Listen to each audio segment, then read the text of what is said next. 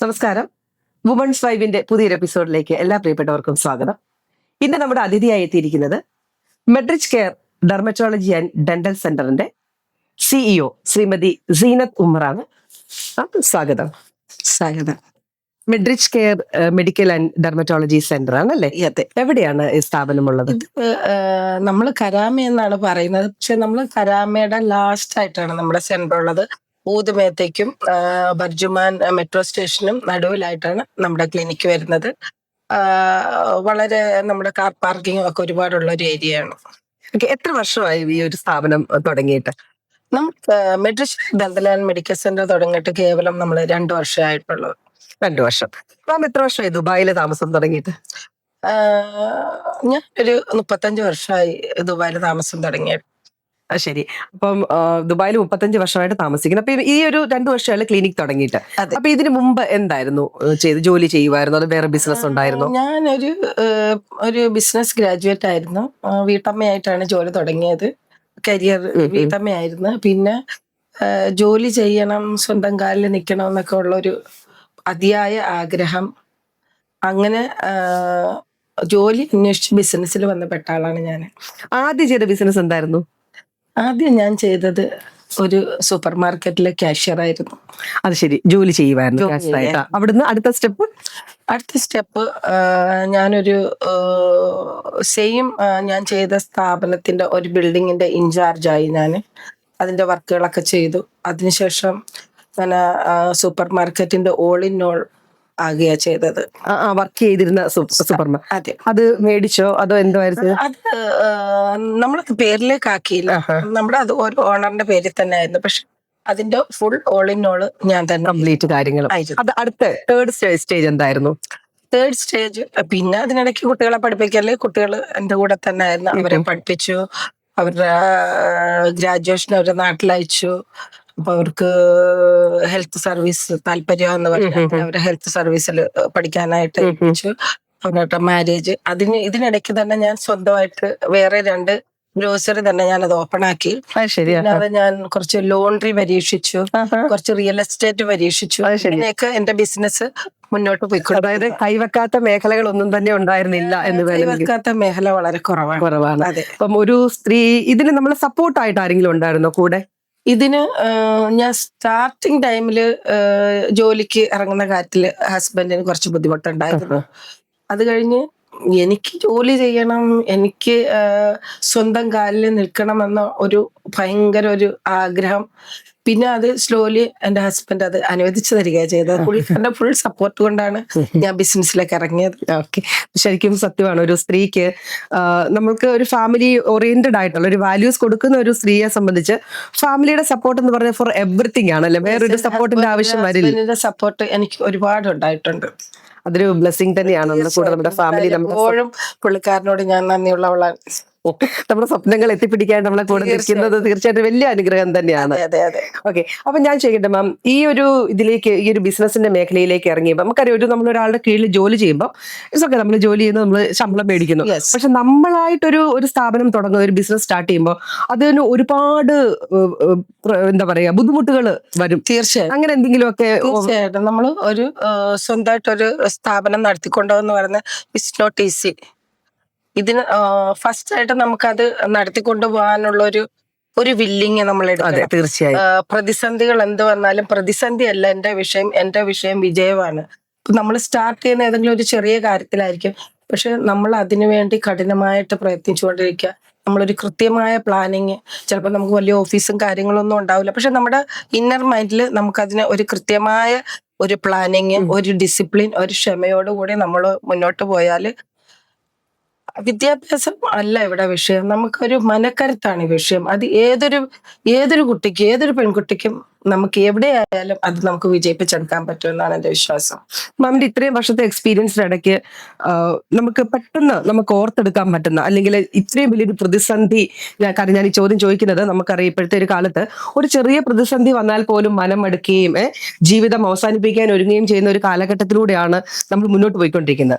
പ്രത്യേകിച്ചും ബിസിനസ്സുകാർക്കൊക്കെ ഒരുപാട് പ്രശ്നങ്ങൾ വരാറുണ്ട്. അപ്പോൾ പെട്ടെന്ന് പറഞ്ഞു കഴിഞ്ഞാൽ ജീവിതത്തിൽ അല്ലെങ്കിൽ ബിസിനസ് മേഖലയിൽ അനുഭവിച്ച ഒരു വലിയ പ്രതിസന്ധി അത് ഞാൻ ഇങ്ങനെ ഓവർകം ചെയ്തു എന്ന് പെട്ടെന്ന് ഓർത്തെടുക്കാൻ പറ്റുന്ന എന്തെങ്കിലും ഉണ്ടോ? Yes.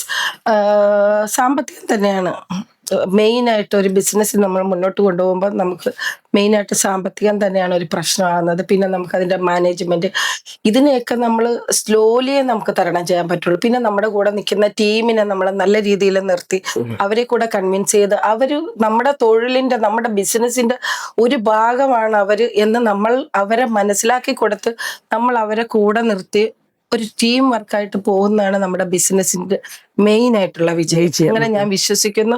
ഇന്ന് ഞാൻ അങ്ങനെ തന്നെ ചെയ്യുന്നത്. അപ്പൊ ഈ സാമ്പത്തിക പ്രതിസന്ധികളൊക്കെ വരുമ്പോൾ എങ്ങനെയാണ് മാം അത് ഓവർകം ചെയ്തിരുന്നത്? സാമ്പത്തിക പ്രതിസന്ധി വരുന്ന സമയത്ത് ഞാൻ ഇപ്പം മെട്രിക് ദന്തൽ മെഡിക്കൽ സെന്ററിന്റെ കാര്യം പറയുകയാണെങ്കിൽ അതിനൊരു ഹ്യൂജ് ആയിരുന്നു എന്റെ ഇൻവെസ്റ്റ്മെന്റ്. ഒരു ഹോസ്പിറ്റൽ എന്ന് പറഞ്ഞാൽ എന്റെ ഹ്യൂജ് ഇൻവെസ്റ്റ്മെന്റ് ആണ്. അപ്പൊ ഞാനും എന്റെ മകള് ഡോക്ടർ സഹില, അവള് ദന്തൽ സർജനാണ്. പിന്നെ അവളുടെ ഹസ്ബൻഡ് ദന്തൽ സർജനാണ്. അവര് പിന്നെ എന്റെ ഇളയ മോള് ഡോക്ടർ പ്ലസ് ഇൻഫ്ലുവൻസർ ആണ്. മരുമകൻ ഒരു ഡെവലപ്പറാണ്. സ്വന്തം കമ്പനി അഡ്ലാക്ക് എന്ന് പറയുന്ന ഒരു കമ്പനി നടത്തുന്നു.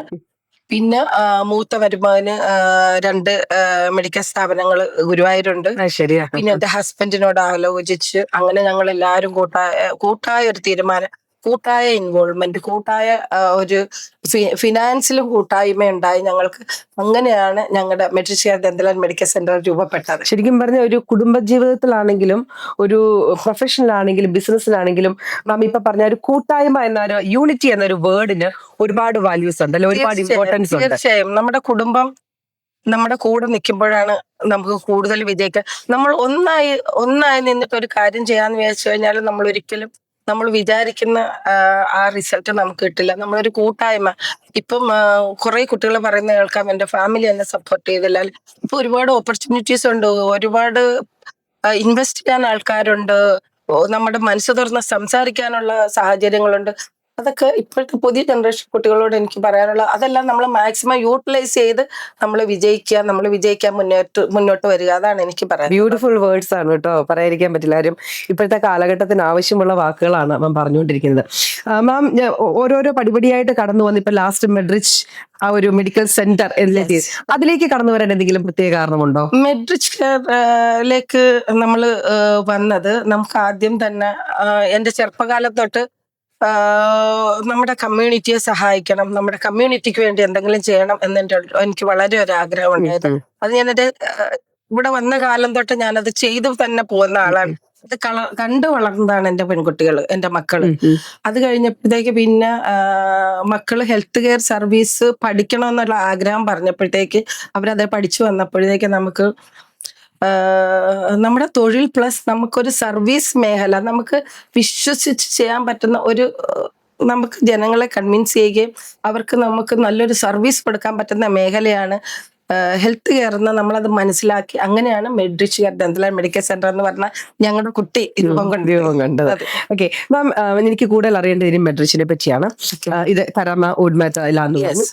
എന്തൊക്കെയാണ് ഇപ്പം 2 ഡിവിഷനാണ്, ഒന്ന് dermatology, other is dental. So എന്തൊക്കെയാണ് ഈ ഡെർമറ്റോളജിയിൽ? നമുക്കറിയാം ഇപ്പൊ ബ്യൂട്ടി ബിസിനസ് ഇങ്ങനെ ബൂസ്റ്റിംഗ് ആയിക്കൊണ്ടിരിക്കുന്ന സമയമാണ്.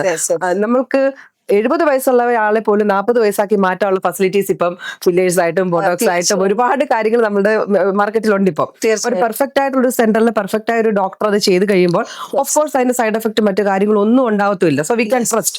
എനിക്ക് ആ രീതിയിൽ മെട്രിക് കെയർ നമുക്ക് 100% വിശ്വസ്തയോടെ പ്രവർത്തിക്കുന്ന ഒരു സ്ഥാപനമാണെന്ന് എനിക്ക് പറയാൻ സാധിക്കും. മാം, അപ്പൊ എന്തൊക്കെ ഫെസിലിറ്റീസ് ആണ് ഇതിന്റെ ഡെർമറ്റോളജി സൈഡിൽ കൊടുക്കുന്നത്? അതിനു മുമ്പായിട്ട് metric dental and medical centre നമ്മളൊരു ഇപ്പൊ ഒരു 2 year ആയി.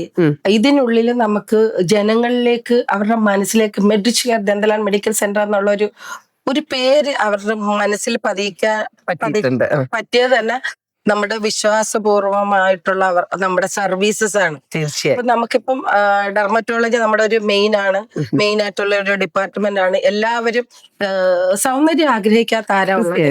സൗന്ദര്യം എല്ലാവരും ഇഷ്ടപ്പെടുന്ന, നമ്മള് സൗന്ദര്യം കണ്ടാൽ നമ്മൾ എല്ലാവരും ഒന്ന് നോക്കുന്നു. അതേപോലെ എല്ലാവരും ഇഷ്ടപ്പെടുന്ന ഒരു മേഖലയാണ് സൗന്ദര്യം.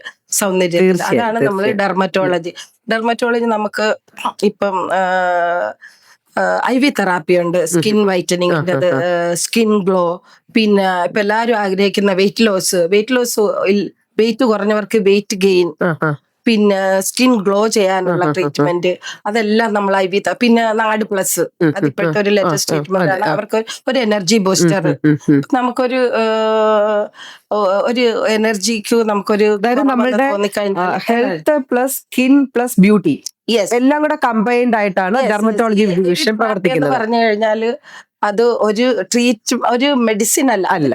അവരുടെ ശരീരത്തിൽ ഏത് വൈറ്റമിൻ ആണ് കുറവുള്ളതെന്ന് നോക്കിയിട്ട് നമ്മൾ അത് IV ആയിട്ട് കൊടുക്കുന്നതിനാണ് IV തെറാപ്പി പറയുന്നത്. പിന്നെ നമ്മൾ സ്കിൻ ട്രീറ്റ്മെന്റ് ഫോർ പിഗ്മെന്റേഷൻ, പിന്നെ നമ്മുടെ ഹൈഡ്രാ ഫേഷ്യലുണ്ട്, യെല്ലോ പീലുണ്ട്, കാർബൺ പീലുണ്ട്, ലേസർ, പിന്നെ നമുക്ക് മുടിയുടെ ട്രീറ്റ്മെന്റ് നമ്മൾ PRP നമ്മുടെ സ്വന്തം ബ്ലഡ് തന്നെ സെൻട്രിഫ്യൂജ് ചെയ്തിട്ട് നമ്മൾ ബയോട്ടിൻ ആഡ് ചെയ്ത് ഇപ്പൊ വീണ്ടും നമ്മൾ അത് ഒന്നുകൂടെ പരിഷ്കരിച്ച് GFCF ഗ്രോത്ത് ഫാക്ടർ ആഡ് ചെയ്തിട്ടാണ് നമ്മളിപ്പോ കൊടുക്കുന്നത്. അത് വളരെ റിസൾട്ടും ആൾക്കാർ അത് വളരെ ഹാപ്പിയാണ്. അത് ചെറിയൊരു മൈക്രോ നീഡിൽ കൊണ്ടാണ് നമ്മളത് ചെയ്യുന്നത്. അത് അതിനൊക്കെ നമുക്ക് കസ്റ്റമർ ഒരു പ്രാവശ്യം നമ്മുടെ ട്രീറ്റ്മെന്റ് എടുത്തു പോകുന്നവർ വീണ്ടും വീണ്ടും നമ്മുടെ ക്ലിനിക്കിലേക്ക് വരികയും അവരുടെ ബന്ധുക്കൾ അല്ലെങ്കിൽ അവരുടെ പരിചയക്കാരെയൊക്കെ ഇതാണ് മെഡ്രിച്ച് കെയർ, ഇവിടെയാണ് നമ്മളെ സർവീസ് വരേണ്ടതെന്ന് അവരായിട്ട് തന്നെ പറഞ്ഞിട്ട് നമ്മളത്തേക്ക് ആൾക്കാരെ കൊണ്ടുവരികയാണ്. അതാണ് ഏറ്റവും വലിയ കാര്യം. നമ്മള് ഒരു മൗത്ത് പബ്ലിസിറ്റി ആണ് ഏറ്റവും ഇമ്പോർട്ടന്റ് ഒരു ബിസിനസ്സിന് ഏറ്റവും അത്യാവശ്യം എന്നുള്ളത്. ഡെന്റൽ സെക്ഷനിൽ എന്തൊക്കെയാണ്? ഡെന്റൽ സെക്ഷനിൽ നമുക്ക് starting to end up cleaning and bleaching, root canal, filling, everything, ഡെന്റലിന്റെ implant, aligner, Hollywood smile correction, everything available, all department available. Okay. അപ്പൊ ഡോക്ടേഴ്സ് ഒക്കെ നമ്മള് മലയാളികളാണോ അതോ പുറത്തുള്ള വേറെ ഡോക്ടേഴ്സ് ഉണ്ടോ? നമ്മുടെ അടുത്ത് മലയാളികളുണ്ട്, അറബിക് നമ്മൾ ആയിട്ടില്ല, വേറെ പാകിസ്ഥാൻ അങ്ങനെയുള്ള ഡിഫറെന്റ് നാഷണാലിറ്റി ഡോക്ടേഴ്സ് ഉണ്ട്. അപ്പം പിന്നെ ഞങ്ങൾക്ക് GP ഉണ്ട്, ജനറൽ വേറെ എന്തൊക്കെ ഫെസിലിറ്റി ഉണ്ട്? കൂടാതെ നമുക്ക് ജനറൽ പ്രാക്ടീഷണർ ഉണ്ട്, നമുക്ക് പിന്നെ ഹോമിയോപ്പതി ഡോക്ടർ, ശരിയാ, കുട്ടികൾക്ക് പിന്നെ ഈ സോറിയാസിസ്, പിന്നെ ഇപ്പൊ എല്ലാവർക്കും ഉള്ളതാണ് ഈ PCOD. ഒരു പ്രശ്നമാണ് ഇപ്പൊ വെച്ചാൽ പണ്ട് കാലത്ത് ഒരു വിഭാഗം ലൈക്ക് ഒരു ഏജ് കഴിയുമ്പോഴാണ് PCOS എന്ന് പറഞ്ഞ ഒരു കംപ്ലൈന്റ് വന്നുകൊണ്ടിരുന്നത്. ഇപ്പൊ കണ്ടുകൊണ്ടിരിക്കുന്ന പറഞ്ഞാൽ ഒരു 13 വയസ്സ്, അതായത് ഫസ്റ്റ് ആ ഒരു മെൻസ്ട്രൽ ആകുന്ന ആ കുട്ടിക്ക് ആ ഒരു സെക്കൻഡ് പീരീഡ് ടൈം ആകുമ്പോൾ തന്നെ PCOS കണ്ടുപിടിക്കുക. ഇതൊരു വല്ലാത്ത നമ്മുടെ ഫുഡ് ഹാബിറ്റ്, നമ്മുടെ ലൈഫ് ഹാബിറ്റ് ഇതൊക്കെ ചേഞ്ച് ആയി. പിന്നെ ഹോർമോണൽ ഉള്ള വ്യതിയാനങ്ങൾ നമുക്കറിയാം. നമ്മൾ ഈ കഴിക്കുന്ന ഫുഡെല്ലാം നമ്മുടെ ബോഡീനെ വളരെ ബാഡായിട്ട് അഫക്ട് ചെയ്യും. 13 years 12 years തൊട്ട് തന്നെ കുട്ടികൾക്ക് ഹോർമോണൽ കംപ്ലൈന്റ്സ് ആണ്. നമ്മൾ ഈ ഹോർമോണൽ കംപ്ലൈന്റിന് നമ്മൾ ഹോർമോൺ തെറാപ്പിയാണ് സാധാരണ. അത് ഹോമിയോപ്പത്തിക് ഗുഡ് ആണോ? അങ്ങനെ നമ്മുടെ കുട്ടികൾക്ക് ചിലപ്പോൾ സ്ഥിരം ഹോർമോൺ കൊടുക്കുമ്പോൾ നമുക്ക് ഏതായാലും നമ്മുടെ കുട്ടിക്ക് അത് കൊടുക്കുമ്പോൾ മാനസികമായിട്ട് നമുക്കൊരു ബുദ്ധിമുട്ട് വരും. ഈ ബുദ്ധിമുട്ട് ഞാനും അനുഭവിച്ചു വന്നൊരു ഉമ്മയാണ്. അപ്പൊ നമുക്ക് അതിനാണ് നമ്മളൊരു ഹോമിയോപ്പതി വെച്ചത്. അപ്പൊ ഈ ഹോർമോണൽ ട്രീറ്റ്മെന്റിന് അവർക്ക് ഒരു മെഡിസിനും ഇല്ലാതെ ഹോമിയോ തെറാപ്പി കൊണ്ട് തന്നെ നമുക്ക് ഈ PCOD മാറ്റിയെടുക്കാം. അതേപോലെ സോറിയാസിസ്, അതിന് നല്ലൊരു ട്രീറ്റ്മെന്റ് ഒരുപാട് ആളുകൾക്ക് കാണുന്നുണ്ട് കേട്ടോ സോറിയാസിസ്. ഇവിടെ ഒരുപാട് ആളുകൾ, ചെറിയ കുഞ്ഞുങ്ങൾക്ക് ഇനി നമുക്ക് ഇംഗ്ലീഷ് അങ്ങനെ മരുന്ന് കൊടുക്കാൻ, ഹൈഡോസ് മരുന്ന് കൊടുക്കാൻ ബുദ്ധിമുട്ടുള്ളവരാണെങ്കിൽ സ്മോൾ ആകുമ്പോ തന്നെ നമുക്ക് ഹോമിയോപ്പതി സ്റ്റാർട്ട് ചെയ്യാം. അതൊക്കെ വിചാരിച്ചാണ് നമ്മൾ ഹോമിയോപ്പതി. പക്ഷെ ഹോമിയോപ്പതിയെ പറ്റി നമ്മളിങ്ങനെ കേട്ടിങ്ങനെ ലോങ് അല്ലേ, ഇതൊരു നോട്ട് ലോങ് ഇമ്മീഡിയറ്റ് എഫക്റ്റീവ് ആണ് homeopathy. Immediate not long, this medium average level, this will work you will continue medicine നമ്മൾ കണ്ടിന്യൂ ചെയ്യുന്നുണ്ട്. പക്ഷെ നമുക്ക് പെട്ടെന്നൊരു പനിയൊക്കെ വരുവാണെങ്കിൽ നമുക്ക് പെട്ടെന്നൊരു ഹോമിയോ മെഡിസിൻ എടുത്താൽ കുറയണമെന്നില്ല. നമ്മളിപ്പോ ഹോമിയോ പനിക്കും നമ്മൾ കൊടുക്കുന്നുണ്ട്. പക്ഷെ അവർക്ക് ഹൈ ഫീവർ ആണെങ്കിൽ നമ്മൾ പറയും നിങ്ങൾ ഒരു പാരഡോൾ എടുക്കാൻ നമ്മൾ പറയും. But you don't discontinue this homeopathy. Same way നമുക്ക് ഹോമിയോ ട്രീറ്റ്മെന്റ് കൊടുക്കുന്നു പോവുകയും ചെയ്യാൻ പറ്റും. മെഡ്രിച്ചിന് ഒരു ലാബ് കൂടി ഉണ്ടെന്ന് തോന്നുന്നു അല്ലേ? നമുക്കൊരു ലാബ് ഫെസിലിറ്റീസ് ഉണ്ട്. നമ്മളിപ്പം അത് നല്ല ഓഫറിലാണ് നമ്മൾ കൊടുക്കുന്നത്. നമുക്ക് ഒരു 55 blood test, means complete blood checkup ഉണ്ട് നമ്മുടെ അടുത്ത്. Renal function, thyroid function, kidney function, vitamin B12 ഇതെല്ലാം കൂടെ അടങ്ങിയ ഒരു കോംബോ പാക്ക്. പ്ലസ് നമുക്ക് ഡോക്ടർ കൺസൾട്ടേഷൻ ഫ്രീ ആണ്. ഈ കാര്യത്തിൽ നമ്മൾ ഇതിന് കൊടുക്കുന്ന കേവലം 129 ആണ് നമ്മൾ കൊടുക്കുന്നത്. ഏകദേശം 35 വർഷത്തിന് മുകളിലായി മാം ഇവിടെ ദുബായിലായിട്ട്. അപ്പൊ ഈ 35 വർഷം കൊണ്ട് ഈ ദുബായിക്കുണ്ടായ മാറ്റങ്ങൾ എന്തൊക്കെയാണെന്നൊന്ന് പറയാൻ പറ്റുമോ? അമേസിങ്. ദുബായ് ഉണ്ടായ മാറ്റം, ഗൾഫ് മേഖലയിലുണ്ടായ മാറ്റം, ഇവിടുത്തെ വിഷണറികളായ ഇവിടുത്തെ ഭരണാധികാരികളുടെ പ്രയത്നം, ഇത് ഈ ഒരു മരുഭൂമിയെ ഒരു സ്വർണ്ണമയമാക്കാൻ അവരെ കൊണ്ട് സാധിച്ചു. അതിന് നമ്മൾ അവർക്ക് വലിയൊരു അപ്ലോസ്, അവർക്ക് വേണ്ടി നമ്മൾ പ്രത്യേകം പ്രാർത്ഥിക്കുകയും ചെയ്യേണ്ടത് വളരെ. നമ്മളൊരു ഗൾഫുകാർ ഇവിടെ വന്ന് നിന്ന് നമ്മൾ നമ്മുടെ കുടുംബങ്ങൾ അല്ലെങ്കിൽ നമ്മൾ ഒരു നല്ല രീതിയിലെത്താൻ സഹായിച്ച ഈ ഭരണാധികാരികൾക്ക് അവരുടെ ആയുസ്സിനും അവരുടെ ആരോഗ്യത്തിനും ഒക്കെ വേണ്ടി നമ്മളെപ്പോഴും എപ്പോഴും പ്രാർത്ഥിക്കുകയും നന്ദിയുള്ളവരുമായിരിക്കണം നമ്മൾ. തീർച്ചയായും അതൊരു വലിയ കാര്യം തന്നെയാണ്. നമ്മൾ പ്രവാസികളല്ലേ, ഒരുപാട് സ്വപ്നങ്ങളുമായിട്ടാണ് ഓരോ പ്രവാസികളും കടൽ കടന്ന് ഇവിടെ എത്തുന്നത്. ഇവിടെ വരുന്ന ഓരോരുത്തരെയും നെഞ്ചോട് ചേർത്ത് പിടിക്കുന്ന ചരിത്രമാണ് നമ്മുടെ ദുബായ് UAE എന്ന ഒരു രാജ്യത്തിനുള്ളത്. ഈ ഒരു നേഷൻ എന്ന് പറയുന്നത് ഒരുപാട് ഗ്രേറ്റ് വിഷനും മിഷനും ടോളറൻസും വാല്യൂസും എല്ലാം ഉള്ളൊരു രാജ്യമാണ്. നമുക്ക് ഇത്രയും ഫ്രീഡം ഇവിടെ ലഭിക്കുന്നുണ്ട് അല്ലെ? തീർച്ചയായും ഒരുപാട് കാര്യം നമ്മളെ സപ്പോർട്ട് ചെയ്യുന്ന ഒരുപാട് അനേക കുടുംബങ്ങളാണ് ഈ പ്രവാസികളായി ഇവിടെ ജീവിക്കുന്നു. ഒരു പ്രവാസിയെ കൊണ്ട് തന്നെ അവർക്ക് ഒരുപാട് കുടുംബങ്ങൾ, അവരെ ചുറ്റിപ്പറ്റി ഒരുപാട് കുടുംബങ്ങളൊക്കെ ജീവിച്ചു പോകുന്നു. അതെല്ലാം ഇവിടുത്തെ ഭരണാധികാരികൾ നമുക്ക് തന്ന ആ സ്വാതന്ത്ര്യവും നമുക്ക് സ്വതന്ത്രമായിട്ട് വർക്ക് ചെയ്യാനും നമുക്ക് നിൽക്കാനും എല്ലാം തന്ന ഇവിടുത്തെ ഭരണാധികാരികളാണ് ഇവിടെ നമുക്കെല്ലാം ചെയ്തു തന്നിട്ടുള്ളത്. തീർച്ചയായും. അതുപോലെ ഞാൻ വേറൊരു കാര്യം ചോദിക്കട്ടെ, 35 വർഷം മുമ്പുള്ള ദുബായും ഇപ്പൊ കാണുന്ന ഈ ഒരു ദുബായും തമ്മിൽ ഒരു 2 വ്യത്യാസം എടുത്ത് പറഞ്ഞാൽ എന്തായിരിക്കും ആദ്യം പറയുക? 35 വർഷം മുൻപുള്ളതെന്ന് പറഞ്ഞു കഴിഞ്ഞാല് ബിൽഡിങ്സുകൾ ഒന്നും അത്ര അധികം ഇല്ലായിരുന്നു. ഇപ്പം നമുക്കൊരു സ്വപ്ന ഭവനമായിട്ടാണ് നമുക്കിപ്പോ ദുബായ് കാണാൻ സാധിക്കുന്നത്. പണ്ട് ഇത്ര അധികം ആൾക്കാർ ഗൾഫിലേക്ക് വന്നിരുന്നില്ല. ഇപ്പോഴത്തെ കുട്ടികൾ വിദ്യാഭ്യാസം പൂർത്തിയാക്കി കഴിഞ്ഞാൽ അവരുടെ കരിയർ വികസിപ്പിക്കാനായിട്ട് നേരെ വരുന്നത്. അത് നമ്മുടെ നാട് വിട്ടു പോരുകയാണ്. അതിന് ഒരു 80% നമുക്ക് ഈ ഗൾഫ് മേഖലകളിലുണ്ടെന്ന് നമുക്ക് കണക്കാക്കാൻ പറ്റും. എനിക്ക് ചോദിക്കുന്ന ഒരു ഇമ്പോർട്ടന്റ് ആയിട്ടുള്ള ഒരു മെസ്സേജ് ആണ് ഫ്രം യു. അതായത് ഒരുപാട് സ്ത്രീകൾ വളരെ ധൈര്യപൂർവ്വം ഇപ്പം ബിസിനസ് മേഖലയിലേക്ക് കാലെടുത്ത് വെക്കുന്നുണ്ട്. അങ്ങനെ ചിലരെങ്കിലും ഒക്കെ ഒരു പേടി ഉണ്ടാകും, എങ്ങനാവും, ഞാൻ ചെയ്താൽ സക്സസ് ആകുമോ, അല്ലെങ്കിൽ നമുക്കറിയാം ബിസിനസ് എന്ന് പറഞ്ഞാൽ ഇത് ഒരുപാട് പൈസ പോകുന്ന ഒരു പരിപാടിയാണ്, അപ്പം നമുക്കത് ചെയ്യാൻ പറ്റുമോ, ഇങ്ങനെ ഒരുപാട് പ്രശ്നങ്ങളും സംശയങ്ങളും ഉണ്ടായിരിക്കും. അങ്ങനെയുള്ള ഒരു വുമൺ ആയതുകൊണ്ടാണ് ഞാൻ സ്ത്രീകൾക്ക് എന്തൊരു ഉപദേശമാണ് പുതുതായിട്ടൊരു ബിസിനസ് രംഗത്തേക്ക് കാലെടുത്ത് വെക്കാൻ ഒരുങ്ങുന്ന സ്ത്രീകൾക്ക് എന്ത് മെസ്സേജാണ് കൊടുക്കാനുള്ളത്? സ്ത്രീകൾക്ക് എനിക്ക് കൊടുക്കാനുള്ളത്, ദൈവം നമുക്ക് എല്ലാവർക്കും പല പല കഴിവുകൾ തന്നിട്ടുണ്ട്. നമുക്ക് ഉള്ള കഴിവിനെ നമ്മൾ പരിപോഷിപ്പിച്ചെടുക്കുക, നമ്മൾ അതിനുവേണ്ടി കഠിനമായി പ്രയത്നിക്കുക, നമ്മളൊരു കൃത്യമായിട്ടൊരു പ്ലാനിങ് ഉണ്ടാക്കുക, ക്ഷമയോടുകൂടി അതിനെ വിജയിപ്പിച്ചെടുക്കുക. എങ്കിൽ ആർക്കും നമുക്ക് ഗൾഫിൽ എന്നല്ല എവിടെയായാലും നമുക്ക് വിജയിക്കാൻ പറ്റും, വിജയക്കൊടി പാർപ്പിക്കാൻ പറ്റും. എല്ലാ പെൺകുട്ടികളും വീട്ടിലിരിക്കുന്ന അമ്മമാരുൾപ്പെടെ എല്ലാവരും ബിസിനസ്സിലേക്ക് കടന്നു വരണമെന്നാണ് എൻ്റെ ആഗ്രഹം. അത് ഞാൻ പ്രാർത്ഥിക്കുകയും ചെയ്യുന്നു. തീർച്ചയായും ഒരുപാട് സന്തോഷം. ഒരുപാട് നല്ല കാര്യങ്ങളാണ് കേട്ടോ നമ്മുടെ സമൂഹത്തിലേക്ക് മാം പകർന്നു തന്നിരിക്കുന്നത്. മെഡ്രിച്ചിന്റെ അനേകം ബ്രാഞ്ചുകൾ UAE പല ഭാഗത്തും, UAE മാത്രമല്ല മറ്റ് GCC കൺട്രീസിലും നമ്മുടെ നാട്ടിലും ഒക്കെ തുടങ്ങുവാനായിട്ട് സാധിക്കട്ടെ എന്ന് ഞങ്ങൾ ആത്മാർത്ഥമായിട്ട് ആശംസിക്കുകയാണ്. നന്ദി പറഞ്ഞ സന്ധ്യക്ക് ഇങ്ങനെ ഒരു ഓപ്പർച്യൂണിറ്റീസ് എനിക്ക് തന്നതിന് ഒരുപാട് നന്ദി പറയുന്നു. അപ്പൊ നമുക്ക് വീണ്ടും അറേബ്യ മീഡിയയ്ക്കും സന്ധ്യ മാമിനും സാറിനും എല്ലാവർക്കും എന്റെ പ്രത്യേകം നന്ദി അറിയിക്കുന്നു. നമുക്ക് വീണ്ടും കാണണം. അതുവരേക്കും തീർച്ചയായും. Thank you.